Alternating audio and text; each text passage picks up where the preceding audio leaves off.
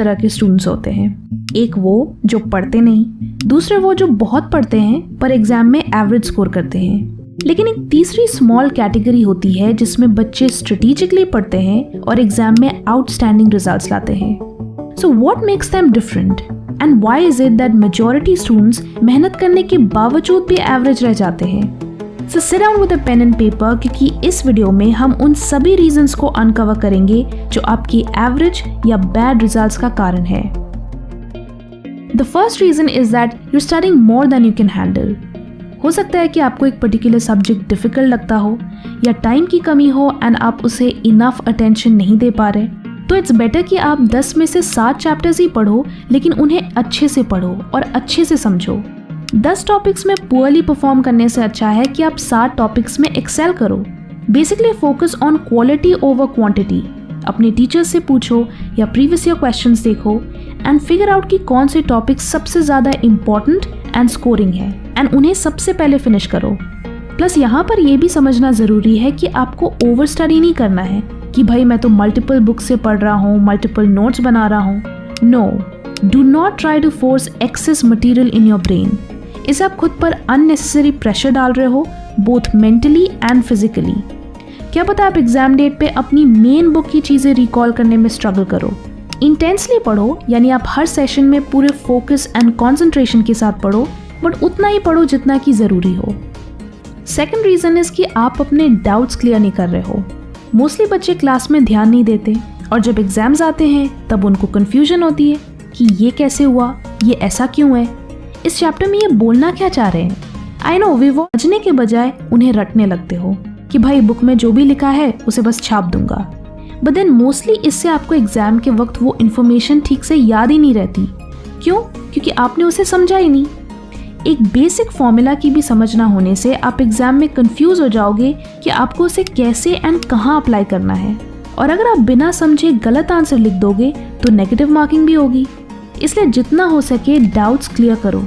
Remember, जब कोई topic challenging होता है एंड आप उन छोटी छोटी चीज़ों को समझने के लिए एक्स्ट्रा एफर्ट डालते हो तो उसके याद रहने के चांसेस और बढ़ जाते हैं। The second part of this point is that you are not curious. कई बार जब आप एग्जाम के लिए पढ़ रहे होते हो तो आपके दिमाग में क्वेश्चंस आते हैं कि ऐसा क्यों हुआ या ऐसा क्यों करते हैं। Students don't realise this, but अगर आपके दिमाग में ऐसे क्वेश्चंस आ रहे हैं एंड उनके आंसर्स बुक में डायरेक्टली अवेलेबल नहीं है तो डोंट इग्नोर देम, क्योंकि कई बार एग्जामिनर्स ऐसे ट्विस्टेड क्वेश्चंस भी पूछ सकते हैं जिनके आंसर्स बुक में डायरेक्टली अवेलेबल ना हो।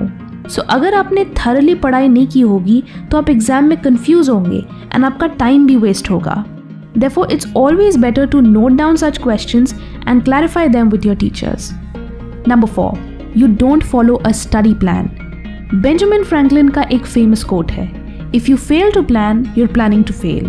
मुझे समझ नहीं आता कि कैसे स्टूडेंट्स बिना प्लानिंग के एग्जाम प्रिपरेशन करते हैं। आइडियली आपकी प्लानिंग एग्जाम के 6 महीने पहले से ही शुरू हो जानी चाहिए। This is mostly for comparative exams, जिसमें आप अपने सारे सब्जेक्ट्स एंड चैप्टर्स को 6 मंथ्स के टाइम पीरियड में डिस्ट्रीब्यूट कर रहे हो। Then you need to maintain a daily schedule, जिसमें आप learning, revision, notes, previous questions, इन सब के सेपरेटली टाइम बुक कर रहे हो। एग्जाम्स वक्त टाइम मैनेजमेंट इज की। आप एक सब्जेक्ट में 2 महीने वेस्ट कर सकते।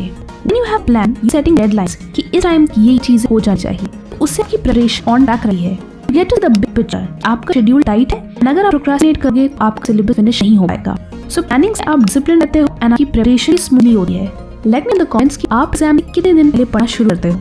अब है पॉइंट नंबर 5, 6, 7। मैंने कुछ नोटेबल मिस्टेक कवर किए हैं मेजॉरिटी स्टूडेंट्स करे हैं, लेकिन उन्हें जाने से पहले अगर पुअर रिजल्ट्स की वजह से आप अपने करियर में आगे नहीं बढ़ पा रहे या बहुत कोशिश करने के बाद भी आपको सही अपॉर्चुनिटीज नहीं मिल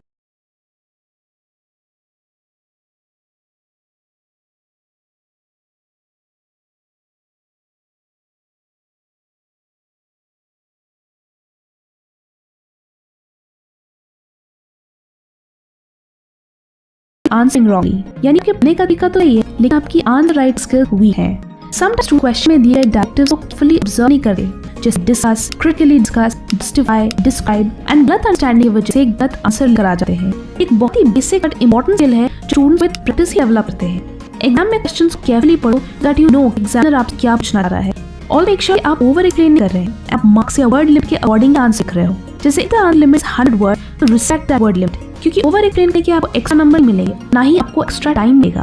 best tip to avoid mistakes is that अपने रीड टाइम में इन हुक वर्ड्स को अंडरलाइन करो एंड बिल्कुल शॉर्ट फ्रेज में उस आंसर की पॉइंट्स या कीवर्ड्स बगल लिख दो। इस बाद में उन्हें भूलो नहीं एंड उन्हें रिकॉल करने के चक्कर आपका टाइम भी वेस्ट नहीं होगा एंड इससे आप क्वालिटी एंड एक्यूरेट आंसर लिखोगे। Number 6, you ignoring your weaknesses. आप सिर्फ अपनी स्ट्रेंथ्स फोकस कर रहे हो एंड अपनी वीकनेसेस को अवॉइड कर रहे हो। Every time you give an exam and you don't clear it, then you know कि आपसे कहाँ चूक हुई है। हो सकता है कि आपकी टाइम मैनेजमेंट सही थी, या आपने ठीक से रिवाइज नहीं किया, या फिर आप न्यूमेरिकल सेक्शन से नहीं पाया, या की तैयारी ही नहीं थी एंड को और पहले अपनी तैयारी शुरू करनी चाहिए थी।